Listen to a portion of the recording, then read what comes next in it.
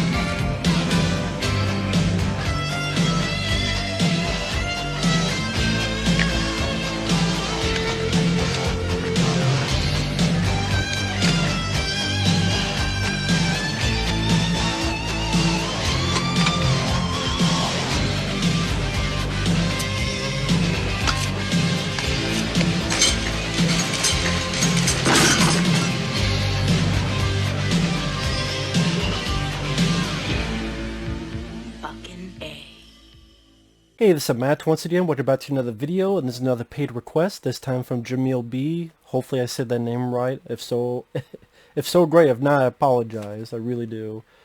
And if anyone wants to request any type of videos, I'll get to it as soon as I can, and feel free. You just send it either directly to my PayPal or join my Patreon. Both links are down below in the info box. If not, no worries, but if so, thank you very much. Now, this is for House Party 2.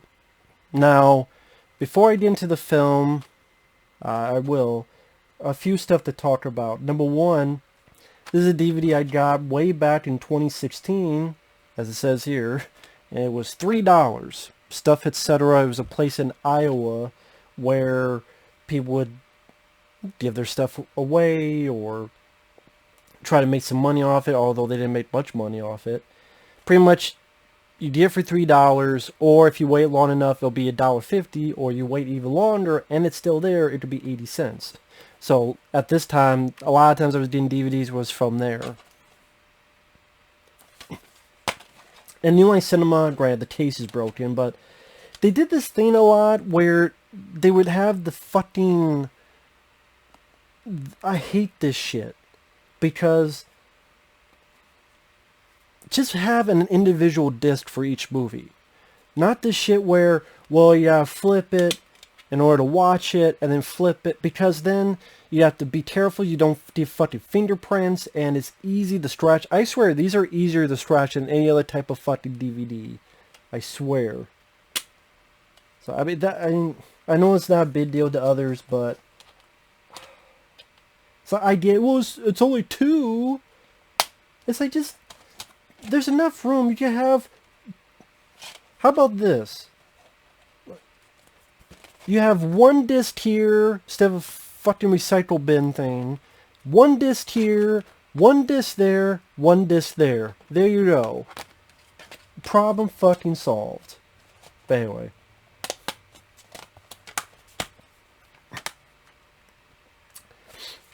And then, of course... now, be fucking broken, can't get in the fucking case again. I know, did you get to the review already? I know, just bear with me. Jeez. Should never have done... that's another thing, stupid fucking... there you go. The case is broken, great. I like the first House Party. I think it's a very funny movie, very entertaining film. House Party 2, long story short, I thought it was okay. I do think it was disappointing. I don't think it's as funny. House Party 3, I think, is underrated. I remember the Red Band trailer playing under quite a few titles back in the day.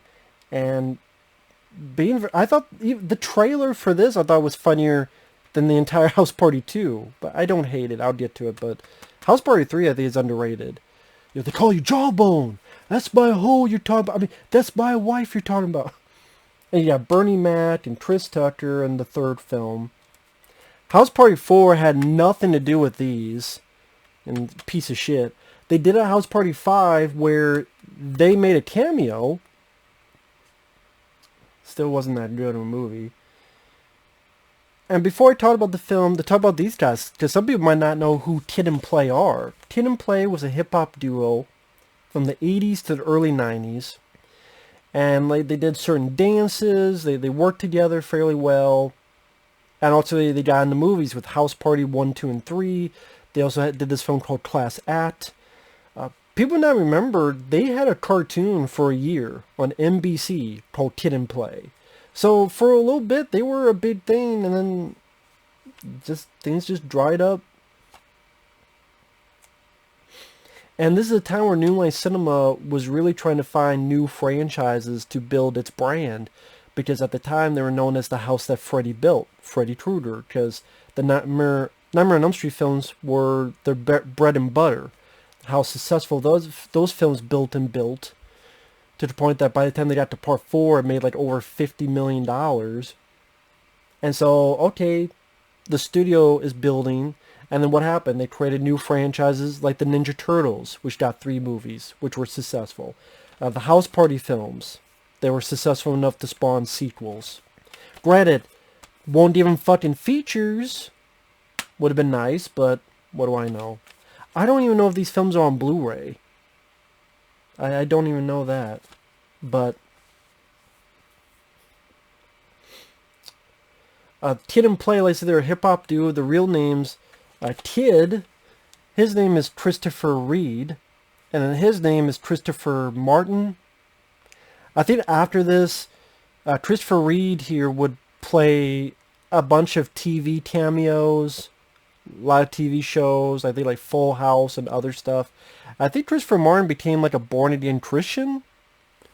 And around the 2010s, they did come back and they did appearances. Like they did a cameo in House Party 5. They did other appearances of stuff, like some commercials. Like I said, for a year they had a cartoon. And yeah, I mean, they might not have lasted too long, but for people of the early 90s, they do remember Kid and Play. I'm trying to wonder if it's because these films were not making that much, or they just decided, nah, we don't want to act anymore.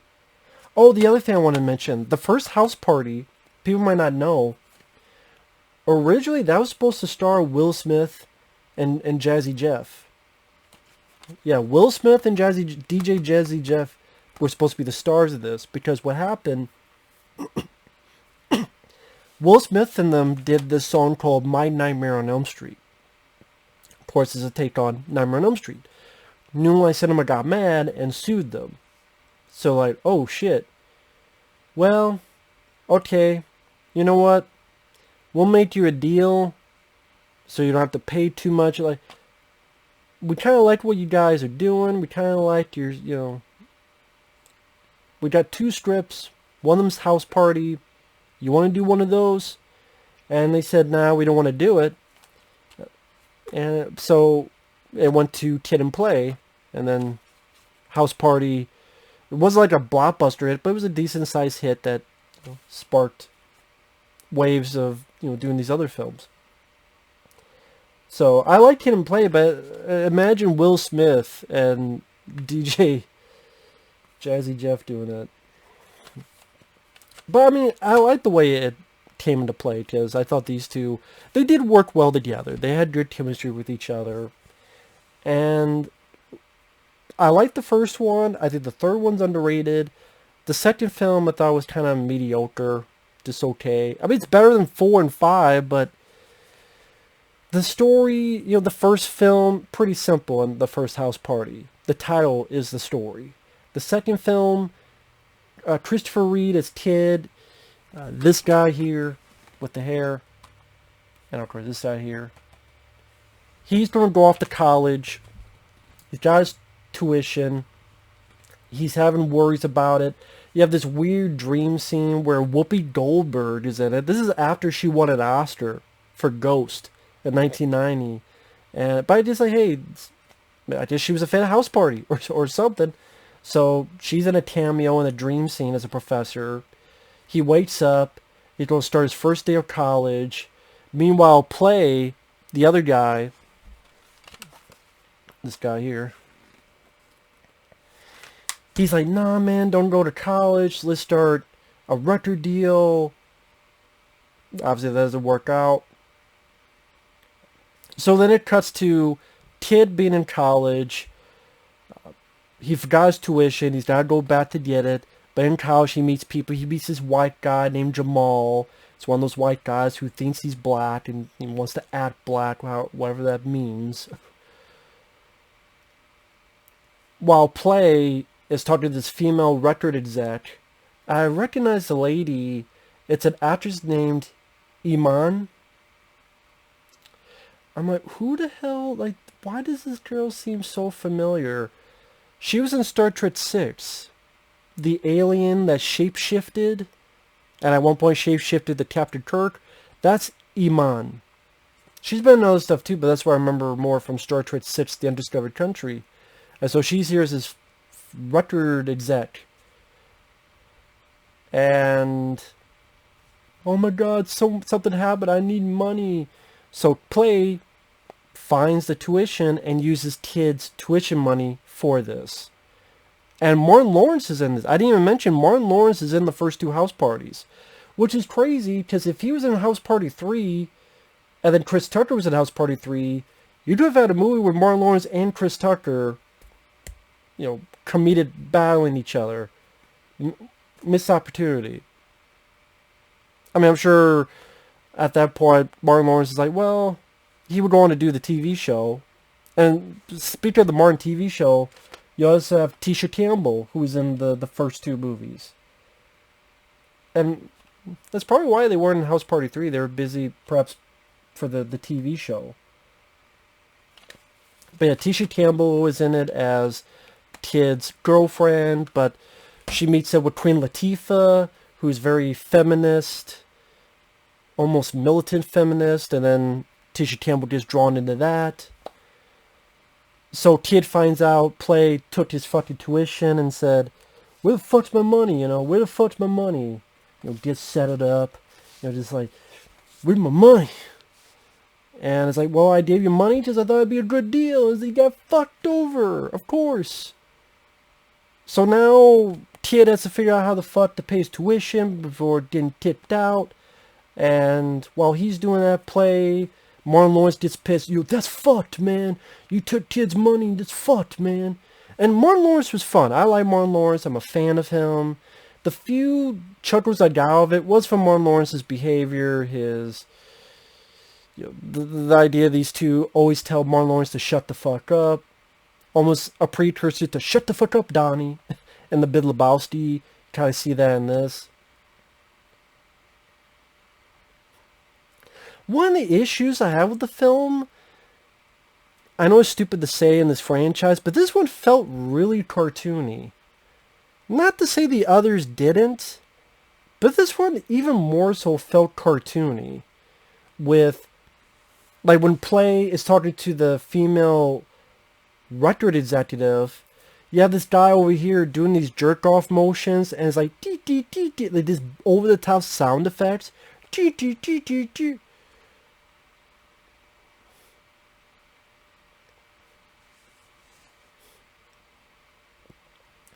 Or even the dream sequence at the beginning with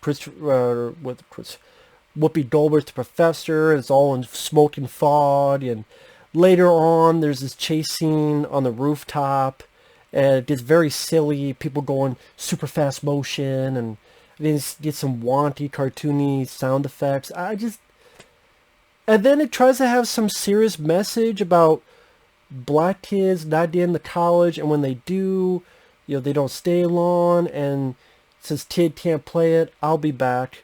And the professor goes, a lot of brothers and sisters say they'll come back, but they don't. Make sure you do. I get is trying to say a serious message, but I don't know if it works best with this fairly cartoony, but then it's an R-rated comedy as well. So it's this melding of R-rated dialogue and cartoony sound effects, and then trying to have a message, and I just don't know if all the elements really work the best together. And I just didn't think it was as funny as the other. Yeah, it's okay because Kid and Play still have the, although they're not on screen a lot together. That's another thing. It's kind of doing their own separate movies. Like Kid's doing a separate movie at the college, Play's doing a separate movie trying to find this female exec that took the money and ran, or little bits with him, Martin Lawrence. You have these three guys who want a job at the record store, but they did a job as security. And one has this very high-pitched voice here. They're very goofy. Let's see other people.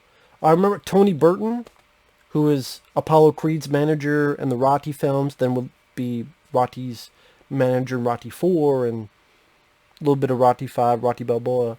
He was also the original Assault on Precinct 13. Yeah, it was cool to see him. He works his kitchen, and Kid gets a job working that to help try to pay for stuff. Pretty much it gets to the third act where there's this big pajama party to try to raise money for the tuition. And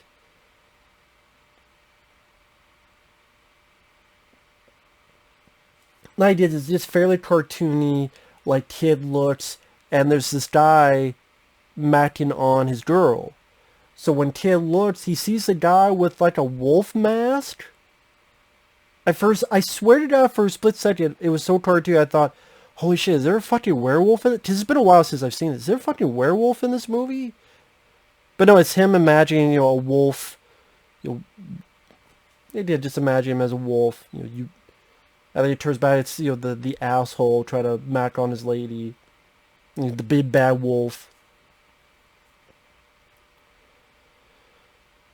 And then Play sees that Iman and the other people that took the money, they're there at the party.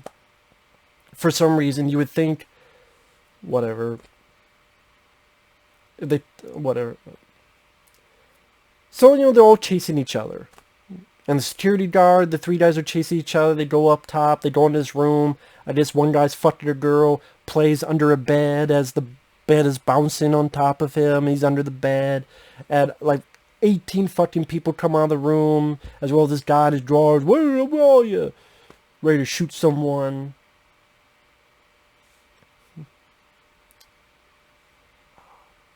And even though they made money for the tuition, that all didn't matter because a Kid gives the money to Tony Byrne.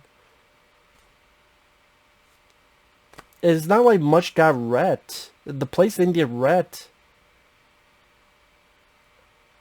He says something about responsibility, which is funny because it's a House Party 3 and kind of... It just made us like, wow, this whole house party thing, the whole party was pointless. It just gives the money back. But it's trying to say a serious message about responsibilities. And then Play, sells his car to give him the money to pay for the tuition. I'm like, wow, if it was that easy, you should have done that from the start. But whatever.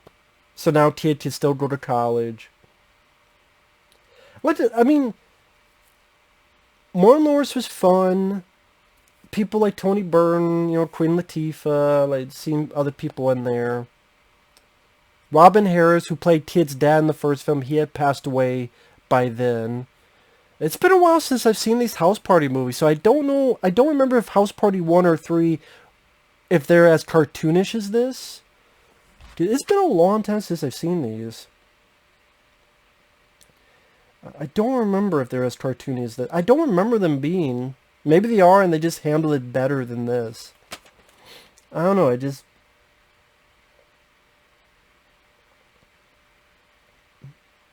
don't know. As a Kid and Play, they're not really together on screen much. The Pajama Jam? What the fuck? The Pajama Jam. I don't know, man. Kid and Play still has that chemistry. Martin Lawrence's stuff got some chuckles out of me. It's not like it was a pain to sit through. It was only 90 minutes long or such. But I just didn't think it was that hilarious. I didn't think it was as funny as other films were. Like House Party 1, it concentrated more on the party. I thought was good. That way, what crazy, wild things are going to happen during this party. I appreciate House Party 2 wanting to get a bit more into the characters, but even doing so, it's not like you learn a lot about the characters. It's not like you learn a lot about Play, other than he feels guilty, he wants to help him out. And Kid, other than try to throw a bit of serious message of, they say they'll come back, they don't come back to college. I don't know if it fits with the rest of the tone of the movie. It's admirable. Maybe it's just me. It's better than 4 and 5, but I think 1 and 3 are better and funnier. That's the thing. That's hard in reviewing comedies. Just humor is subjective. This is my subjective. So, with that said, thanks for watching. Take care. We'll see you guys later. Bye-bye.